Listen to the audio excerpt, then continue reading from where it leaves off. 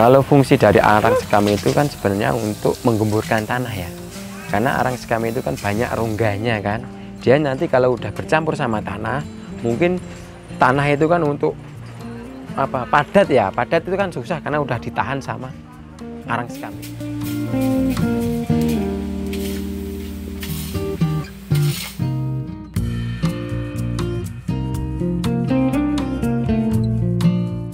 Oke, assalamualaikum warahmatullahi wabarakatuh. Perkenalkan, nama saya Bapak Syukur yang beralamat di Dusun Tirto, Kelurahan Paremono, Kecamatan Mungkit, Kabupaten Magelang. Saya selaku pemilik produksi arang sekam. Awalnya itu tetangga saya itu habis beli sekam bakar, mampir tempat saya. Nah, dari situ kan kita ngobrol panjang lebar. Terus pada intinya saya tanya harganya kan gitu. Harganya berapa? Terus loh, kok bagus ya harganya. Terus saya berpikir karena kan saya kan di dekat-dekat kampung saya ini kan ada penggilingan padi itu ya. Terus saya mencoba bakar, tapi gagal. Habis itu pokoknya saya terus coba lagi. Akhirnya saya bisa bakar, tapi belum sempurna. Masih mungkin 70% yang hitam, 30% yang masih mentah. Terus saya tawarin kemana-mana ya, door to door lah ibaratnya gitu, kurang laku. Terus saya mencoba lewat online, itu alhamdulillah ada yang beli, cuma masih ada komplainan dari yang itu tadi karena masih 70% hitamnya. Habis itu ya, pembelinya pun gini, bikin yang lebih bagus lagi mas, kalau usahakan 100% hitam, nanti saya beli lagi, dia bilang gitu. Oke, dari situ saya semangat. Saya mulai usaha ini kira-kira berjalan 4 tahun. Tapi itu kan 4 tahun itu nggak langsung jadi seperti yang belakang saya ini ya. Nggak langsung jadi seperti ini. Saya mulai dari, yaitu tadi, gosong, jadi abu, udah nggak bisa dijual kan. Terus mencoba lagi, gosong lagi. Ya mungkin dari pertama saya bikin itu presentasenya nggak masuk ya kan.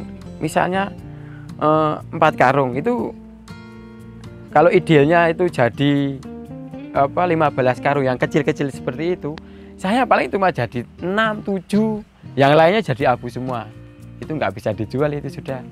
Tapi saya terus mencoba dan pada akhirnya saya pelajari, alhamdulillah udah bisa yang membuat yang 100% hitam itu. Kalau untuk polusi udara, alhamdulillah karena lokasi saya kan jauh dari kampung. Terus ya sejauh ini belum ada komentarnya, mudah-mudahan nggak ada lah ya.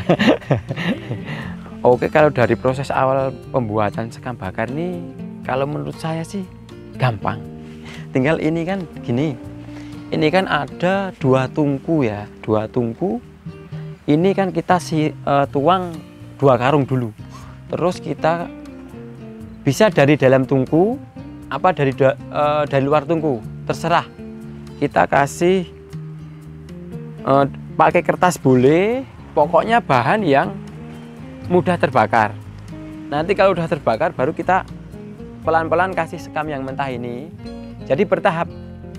Nanti kalau udah apinya besar, baru kita langsung tambah lagi sampai ya seperti yang saya bikin ini, sesuai yang kita inginkan berapa karung.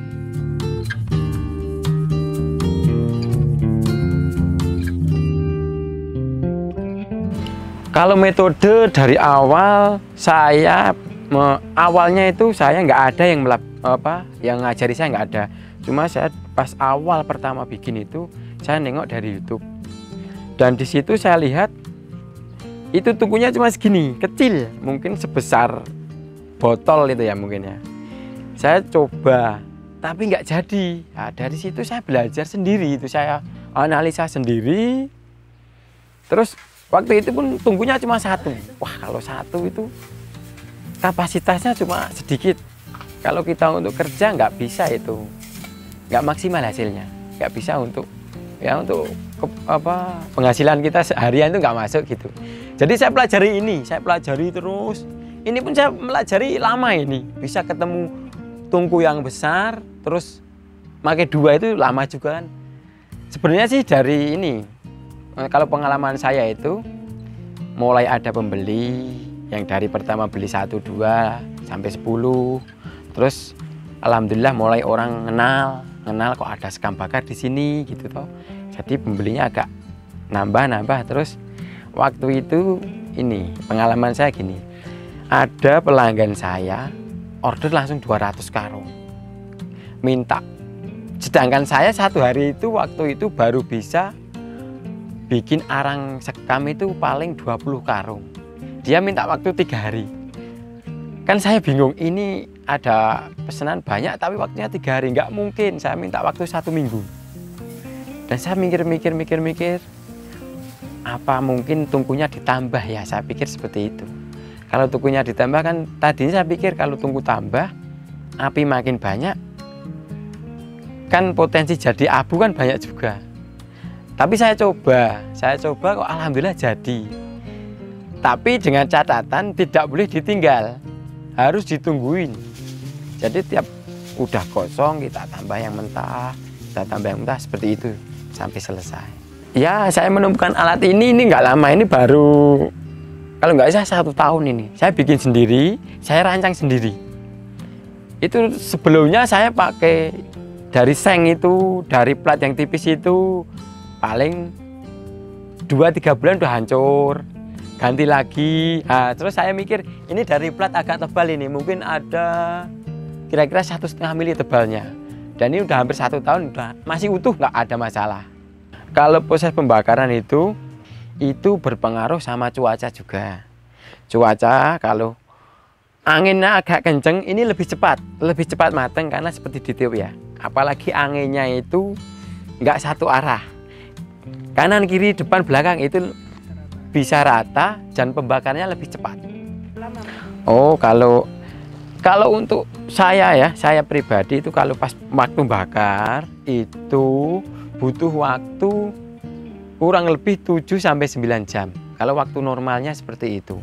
Itu tergantung dari tungkunya, tapi juga tergantung dari jumlah sekamnya.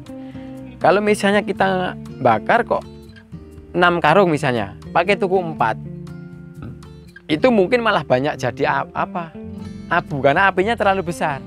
Jadi kita sesuaikan sama jumlah sekamnya. Kalau sekamnya banyak, bisalah kita pakai tungku banyak gitu. Kalau untuk sekam yang bagus ya, sebenarnya gini ya, tak kasih. Sebenarnya saya itu nggak tahu. Nah, sebenarnya saya nggak tahu. Saya bisa belajar itu dari pembeli malahan. Jadi kan alhamdulillah udah banyak pembeli saya itu dari yang tanaman hias, dari yang petani palawija, dari yang petani bibit. Nah, dari situ saya dapat ilmunya dari situ. Kalau kebanyakan itu kalau untuk sekam yang bagus itu bentuknya masih seperti ini. Ini kan masih mentah. Bentuknya masih mentah, seperti yang mentah tapi berubah hitam. Itu yang bagus dan itu hitam semua, bisa dikatakan 100% hitam. Nggak ada bintiknya ini. Itu yang bagus. Kalau untuk memastikan memastikan sekamnya tetap utuh, itu dari proses produksi ya. Intinya ditungguin. Dari awal mula kita hidup api sampai kita sesuai dengan yang kita inginkan ya, membakar berapa karung, itu kita tetap tunggu, tetap ditungguin. Dan itu kalau menurut pengalaman saya, dia kalau udah keluar yang gosong itu terus kita tutup terus sama yang mentah. Supaya supaya matangnya merata. Kalau nggak kita aduk-aduk itu nggak merata, nanti pas biasanya gini, di bagian luar udah hitam semua, kita udah siap untuk proses pemadaman api, tapi di bawah masih ada yang mentah. Nah, itu yang jadi kendala kalau nggak kita aduk-aduk. Setelah proses pembakaran itu proses pemadaman api. Jadi ini kan hitam itu bukan langsung mati, enggak, itu masih bara sebenarnya, itu cuma warnanya hitam. Jadi kalau udah hitam semua itu kita paksa mati, jadi kita siram pakai air. Kalau yang sudah benar-benar mati sebenarnya itu ya dari proses pemadaman aja kita butuh air yang banyak. Terus kalau menurut saya itu memang ini susah, ini dianalisa agak susah. Karena hitam itu kadang masih udah warnanya hitam, tetap hitam, itu bara juga bisa, hitam udah mati juga bisa. Jadi kita untuk memastikannya itu apa udah mati apa belum, kita waktu pas pemadaman itu kan kita sedikit demi sedikit, nah, sedikit kita siram, nanti kita timpa lagi, kita siram lagi. Nah, nanti kalau udah terakhir kita siram secara menyeluruh dan kita diamkan kurang lebih mungkin 10-15 menit. Kita cek pakai tangan gini aja. Kalau tangan kita ditaruh di atasnya udah nggak ada panas, ya kemungkinan sudah api sudah bisa mati.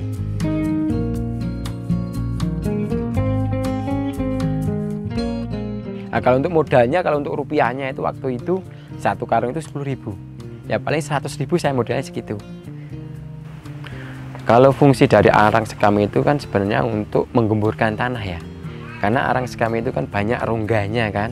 Dia nanti kalau udah bercampur sama tanah, mungkin tanah itu kan untuk apa? Padat ya. Padat itu kan susah karena udah ditahan sama arang sekam ini. Dan kenapa harus arang sekam? Itu karena kalau untuk tanaman yang masih kecil ya, masih itu kan masih rawan. Akarnya pun masih lembut. Ini rawan jamur. Kalau untuk sekam yang masih mentah itu masih ada potensi untuk tumbuh jamur, bakteri juga ada. Tapi kalau udah dibakar kan dia udah kena api, udah mati. Kalau untuk hari biasa ya, hari normal itu saya satu hari itu membakar paling ya 15 karung sampai 17 karung. Itu saya mulai dari jam 7 sampai ya kurang lebih jam 5. Itu ya tadi tergantung sama cuaca. Kalau pemasaran itu saya pakai ini online malahan. Kalau saya pernah juga mencoba door to door, bawa sampel 1 apa 2, saya tawarin, itu kurang ini malahan, kurang efektif. Lebih efektif saya pakai online. Biasa kalau dalam 1 bulan kurang lebih 500 karung, alhamdulillah bisa keluar. Kalau untuk harga per karung 10.000 itu ukuran karung itu kalau lebih pastinya kalau kadang gini, pembeli itu kan biasanya ukuran karung berapa gitu ya, ada ukuran karung 25 kilo beras, 20 kilo beras gitu kan. Kalau karung saya itu ukurannya itu panjang 65 cm, lebarnya 40 cm, itu ukuran pasti karung ukuran sekam bakar saya. Jangan putus asa, terus mencoba ya, apapun usaha kita ya. Segala sesuatunya itu kalau udah kita niat ya udah kita jalankan, nggak usah putus asa, tetap optimis.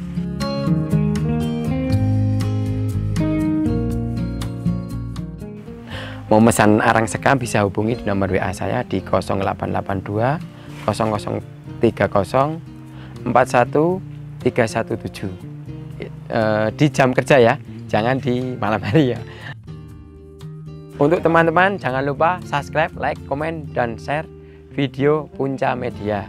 Terima kasih Punca Media, mari berwirausaha, ciptakan peluang usahamu sendiri.